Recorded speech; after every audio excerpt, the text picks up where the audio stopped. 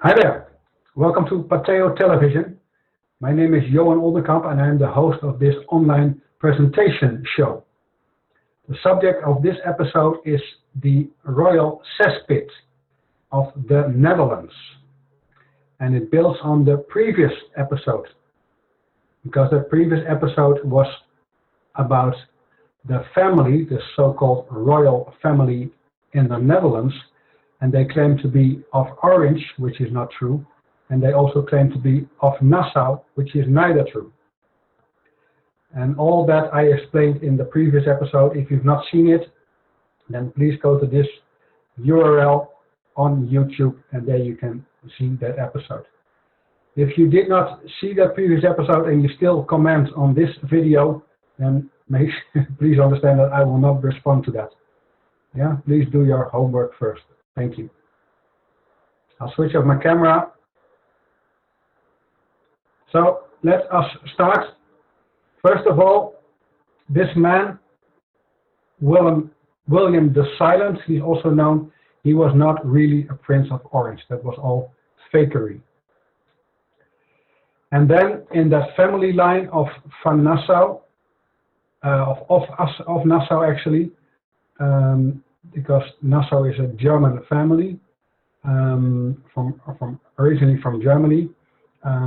This guy was the king of the Netherlands. He was nicknamed King Gorilla because he was clearly sexually overactive, if I can say it nicely.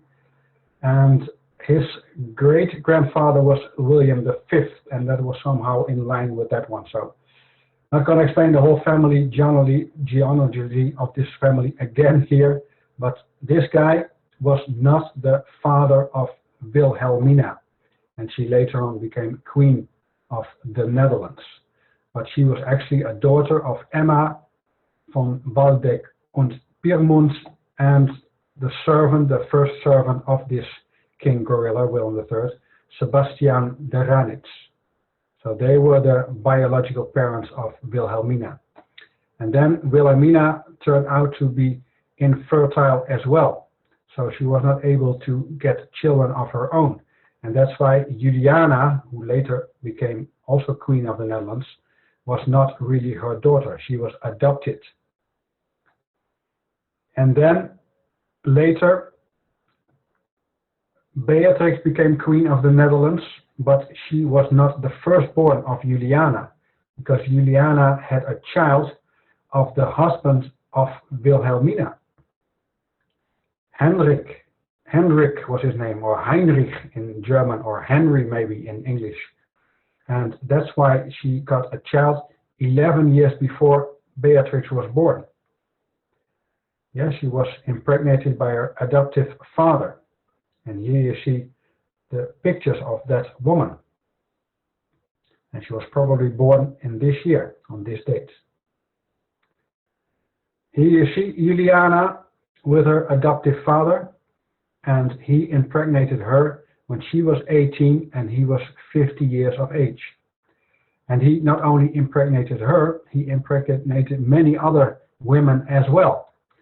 But he could not get a child with his wife, which is remarkable. Yeah. In total, he had 9 extramarital relations, of which we know of, and from those relations, 11 bastard children were born, at least 11. And then I'm not counting the first one of the one with Juliana. The one that was born from Heinrich and Juliana, that her name was given Maria Jacoba Rovers, and she was brought to a home, and no parents were named there. So later on, this woman tried to find out who her real parents were, biological parents, but she didn't find it out.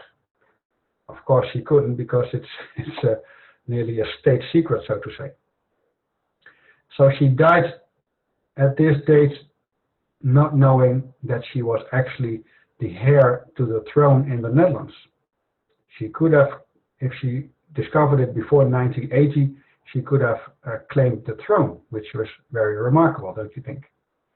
This is a picture of Juliana shortly before she was impregnated by her adoptive father.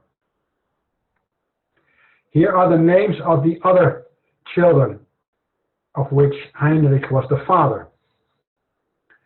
And this woman, Wilhelmina Martina Wenneker, she got child support money from the royal royal family, for 5 children, because this son, he died very young. Yeah, only after a month he already died. But the others, they all became grown-ups, and yeah, they needed the mother needed money for that, and she got money, even though she was married to other men. Yeah, I think she's married twice. So yeah, I'm not gonna in full detail here. Someone became also really famous, one of his children, and that was this lady, Fien de la Mar. She became a famous actress and comedian in the Netherlands, and there's even a theater in Amsterdam named after that family name, the name of her father. Yeah, not her real father, this is her biological father, but the father, the man who married her mother. And that's why he also took his last name, his surname, his family name. I think this was the greatest villain of this so-called royal family, Bernard. And yeah, he was very much sympathetic to the Nazi regime, and I even dare to call him a Nazi, though he was not officially a Nazi, but yeah, he was very much having the same ideology. And there's even a book written about him. It's in Dutch, but the title is, I think rather clear.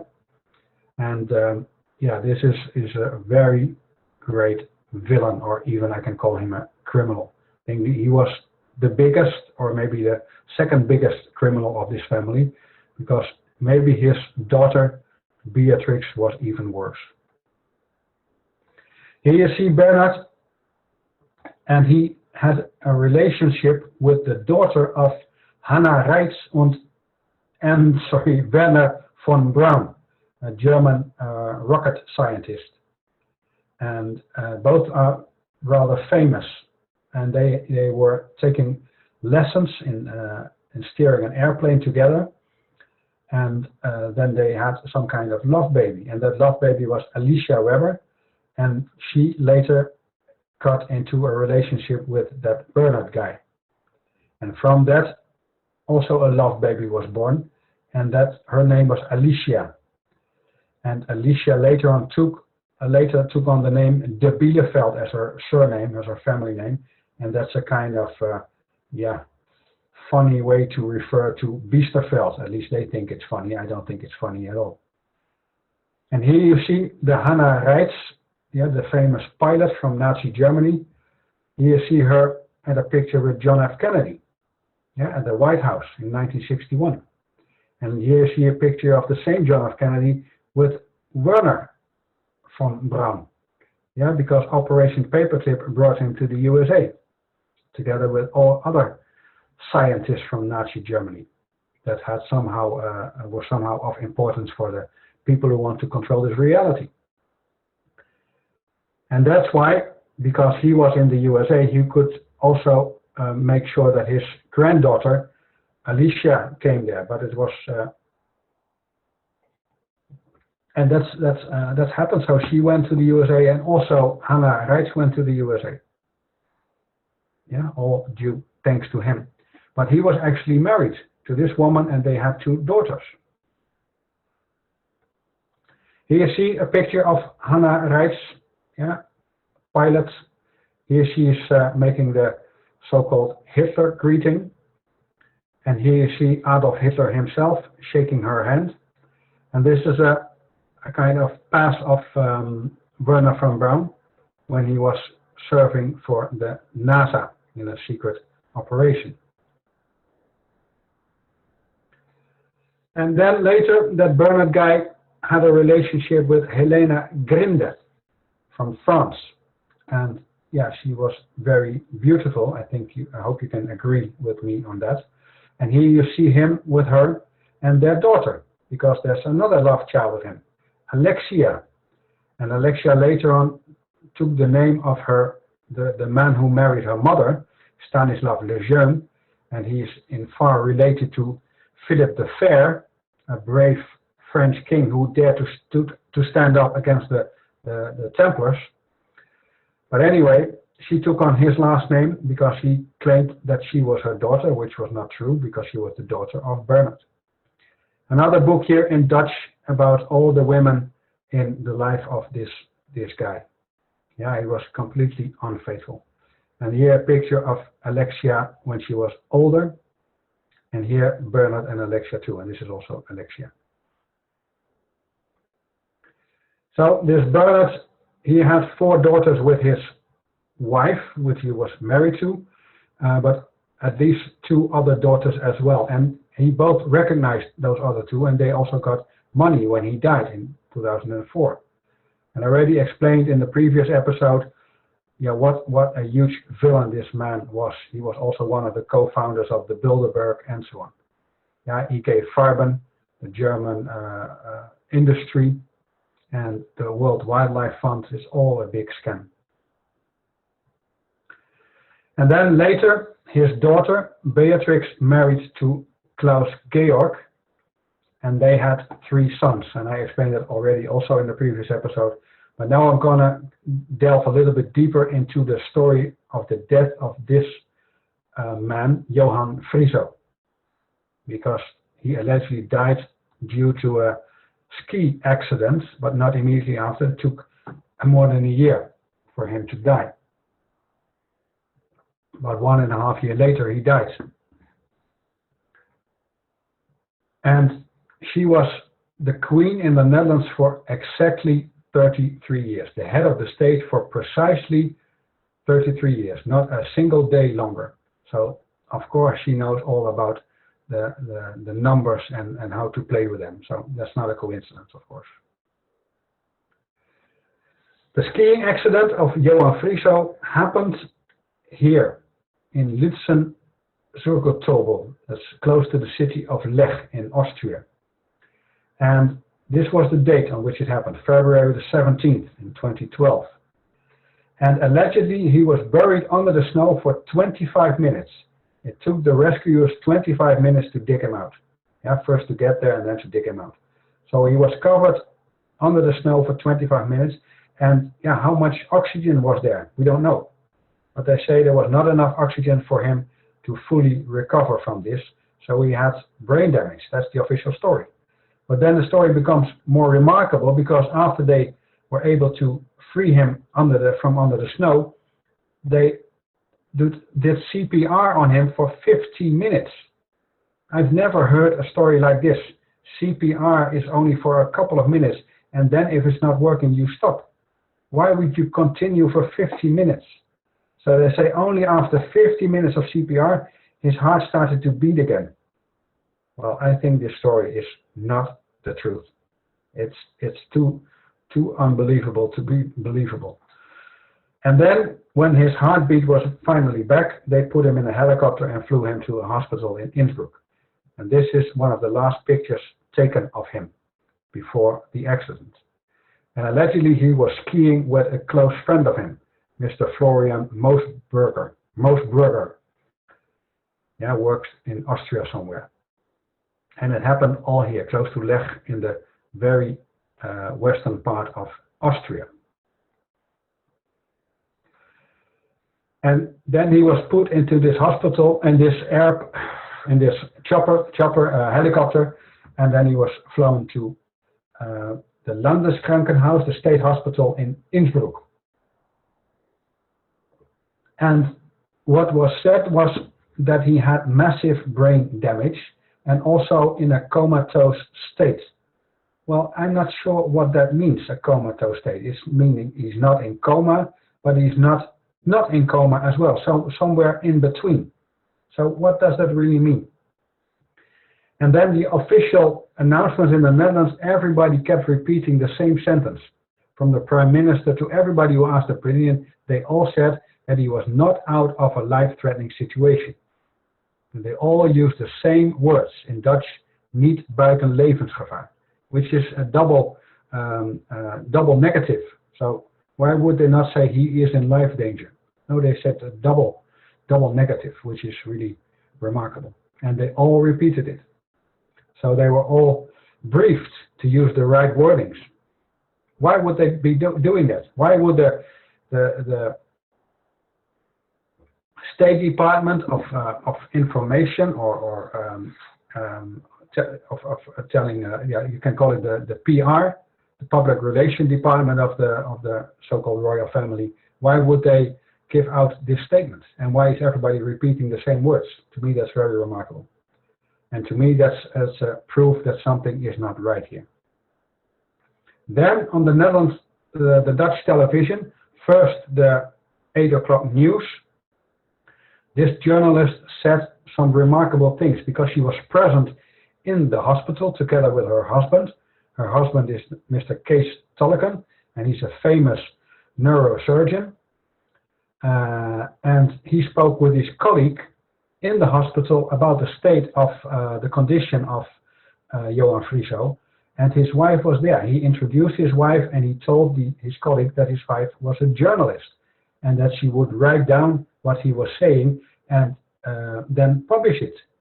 And the other surgeon did not object to it, so he somehow agreed with it. And then later on, that was published in the newspaper, and it was also broadcast in the 8 o'clock news by her. And then the next Monday, because this show is only on the not in the weekend, but from Monday till I think Thursday, if I'm correct. Anyway, it doesn't really matter. But this show, he was trapped. Yeah, they invited him to give, to tell about the condition of Johan Frieso. But what actually happened was a public trial, because they said what you told in the public, what your wife published, was against your oath as a physician, as a doctor. You should have kept that secret. It's private information, so you cannot reveal that to the public.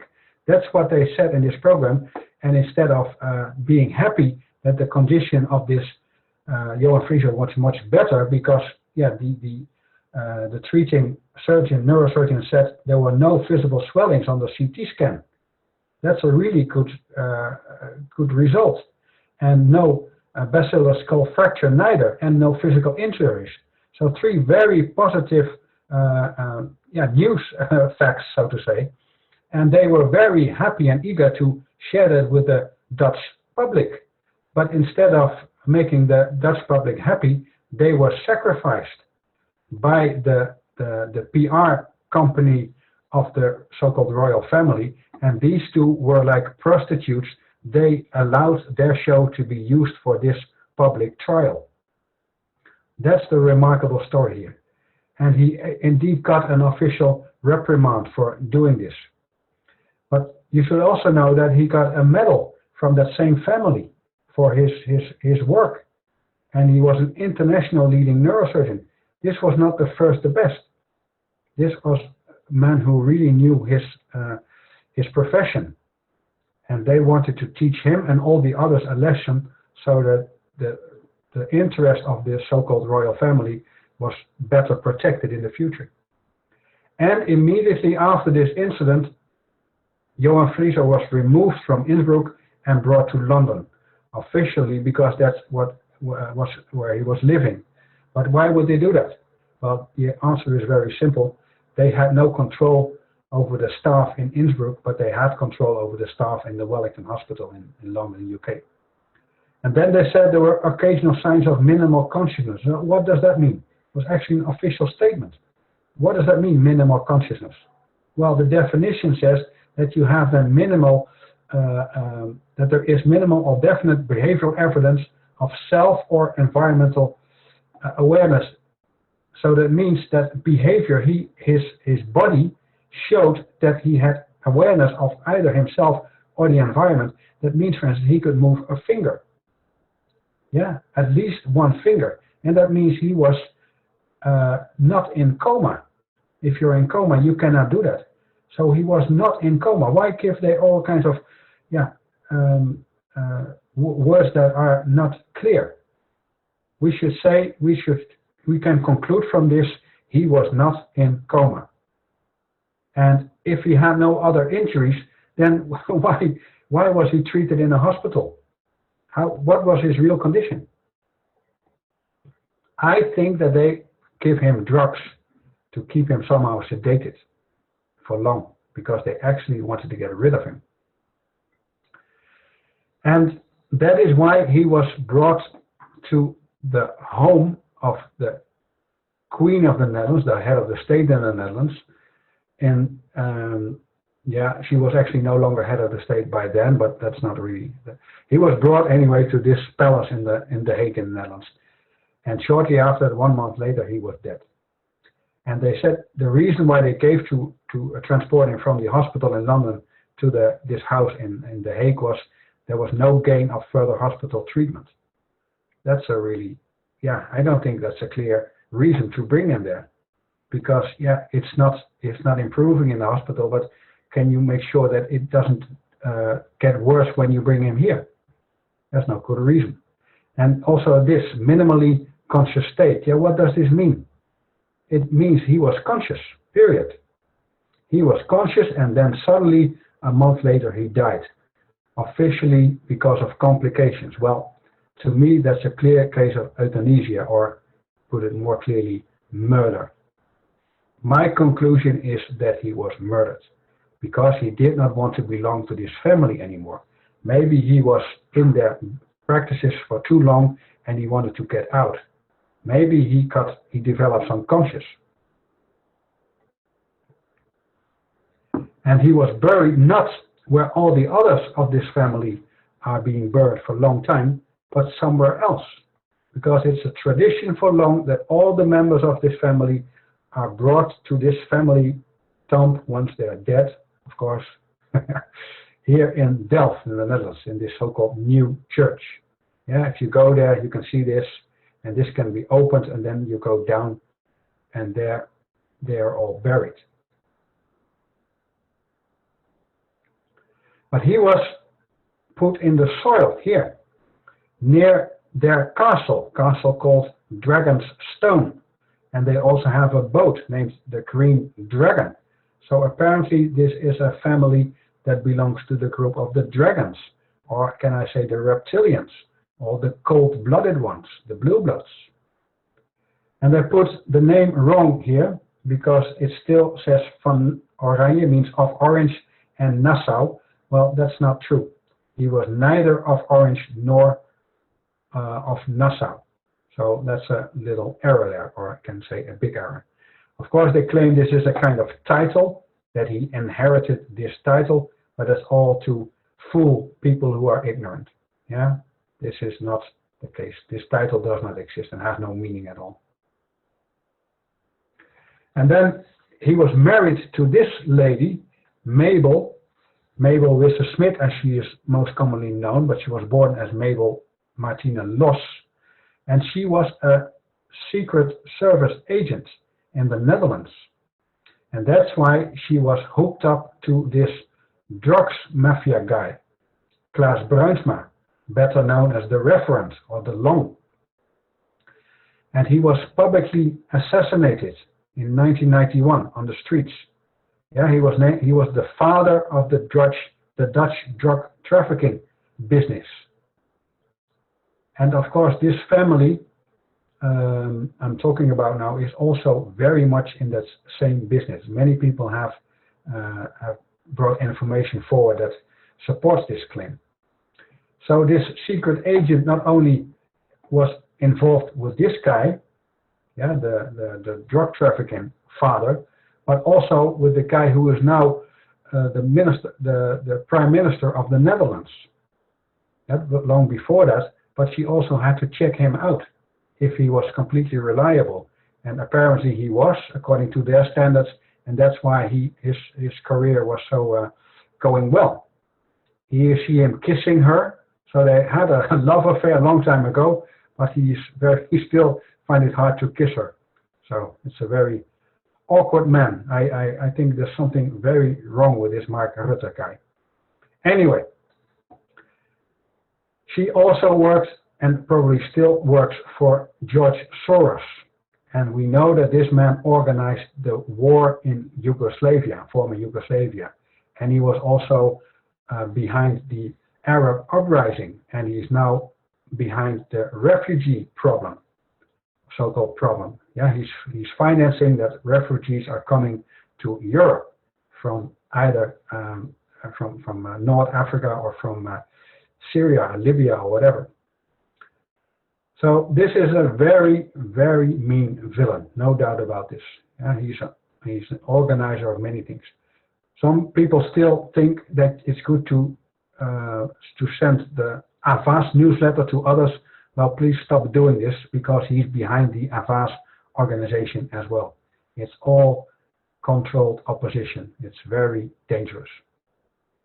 And what is also true is that the so-called Battle of Srebrenica is completely different than what is told in the mainstream media. Actually, the whole Srebrenica killings is a hoax. And if you want to learn more about that, then read this book, What Really Happened in Srebrenica. And I also talked in the previous episode about this round house, which was actually where young children were forced to have sex, and they were even ritually sacrificed, killed while it was still alive in a kind of ritual, of course. Of course, everybody who's killed is still alive, but I hope you understand what I'm trying to say here. And two names are connected with this round house, not only Klaus, the husband of Beatrix, but also Heinrich, the husband of Wilhelmina. So that's very remarkable, don't you think? And there was one horrible murder case in the Netherlands. This young lady, she was only 17 years of age when she was brutally raped and then murdered, also in a ritual. And then her body was simply dumped near where she was kidnapped. And there is a guy who confessed that he did it, but it is all nonsense. He was not involved at all. What really happened was that these four criminal brothers, the family van Korlaar, of Korlaar, that these two, Kees and Adelbert, the commissioner and the discord maker, that were their nicknames, these two grabbed her from her bicycle and they brought her to a place where all those horrible things happened to her. And then later they dumped her body somewhere in the same area. Yeah, she was on a bicycle from Colum to her the house where she lived, somewhere here. So this is the north of the Netherlands. And these guys, they got 500,000 guilders in those days for kidnapping her. And the money came from what people say. I don't have proof for this, but many people have brought this forward. They say that it was a kind of Queen's Day present for Johan Friso. Apparently he went there, or he was forced to go there, I don't know, but he was present when she was brutally raped and killed, ritually murdered. He was there, and allegedly his mother Beatrix paid that 500,000 guilders for this. At first they didn't want to do this, the brothers. They said, no, we're not going to do this. This is not our, this is too risky. But then the price went up and up until it was at 500,000, and then they said yes. And that's allegedly what happened, and I think that's far more likely than the official story. The official story doesn't make any sense at all, and this makes a lot of sense to me. And there's also a witness, because this guy, Kees of Korlaar, he was married to Annemarie van Blijenburg, or Annemarie of Blijenburg. And she was married to this case for 24 years, that's what she says. And she was witnessing these events as well. And she named a lot of people who were there. So there is a witness of this story. And these brothers, they were in a kind of war with this guy. He was named the Stammer. Johan Verhoek was his name. Yeah, he was the one in charge of the drug business in the Netherlands, but they wanted to enter his territory, and that's why there was a war between these two groups. And actually, he had the whole Netherlands Justice Department and the police under his control. They were all bribed because he was making a lot of money. And one of the competitors was, of course, this guy, Klaas Bruinsma. And I'm not sure how the relation between them was, but it's all about the drugs business in the Netherlands.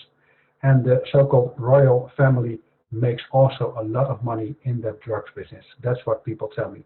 And I think that's very likely. So this was an additional episode on that same family. And I hope you've liked it. If you did, then please subscribe to my channel or subscribe to my newsletter. That's also an option. Or any other way you can connect with me, either with Facebook or Twitter. I'm not active there myself, but others help me there. So if you do that, maybe we'll contact in that way. Namaste.